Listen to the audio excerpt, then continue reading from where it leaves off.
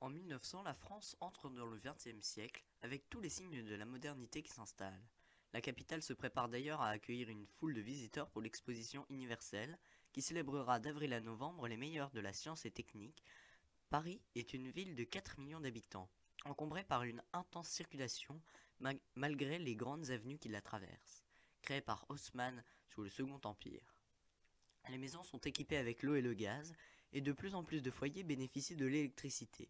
Pour remédier à la congestion chronique de la ville, un moyen de transport révolutionnaire a été imaginé, le métro.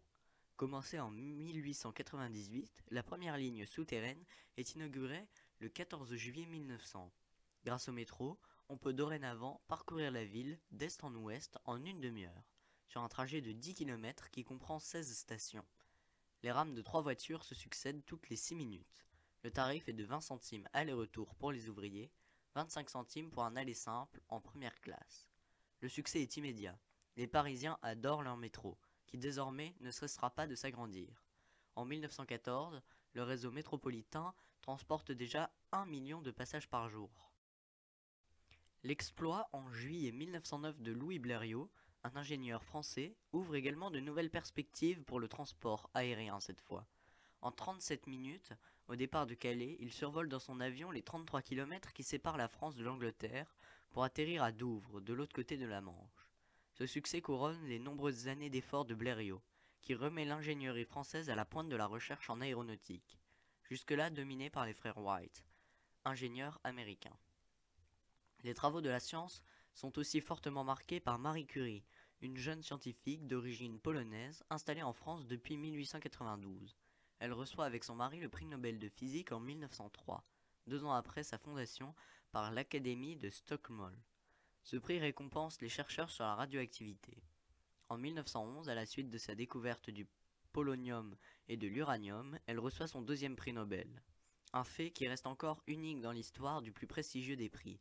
Ces travaux auront un impact considérable dans de nombreux domaines de la science et en particulier pour la médecine.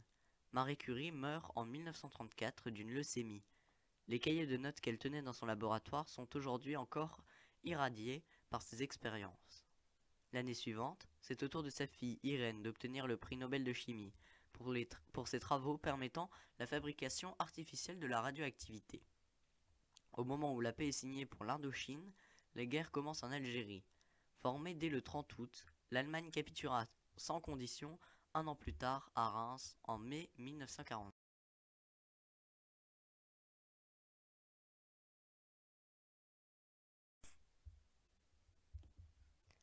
La 4ème République et la décolonisation ont lieu les mois qui suivent la libération.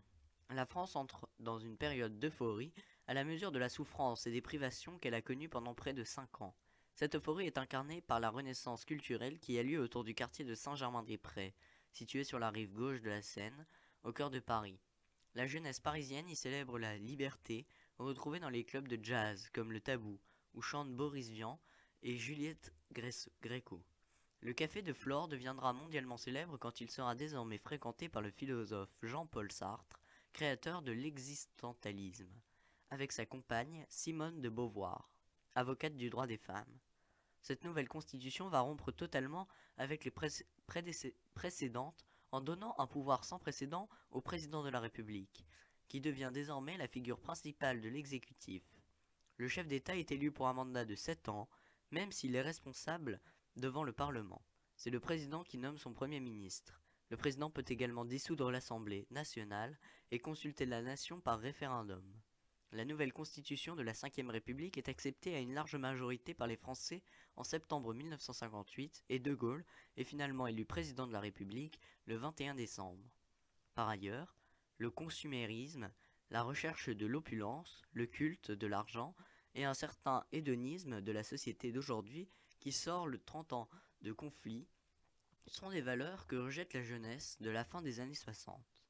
L'émeute qui éclate en mai 68 est le symptôme de cette crise de valeurs qui oppose 2 générations dans les rues, de chaque côté des barricades. Le mouvement commence le 22 mars 1968 à l'université de Nanterre, dans l'ouest parisien. Il se répand rapidement dans toutes les universités au cours des semaines qui suivent.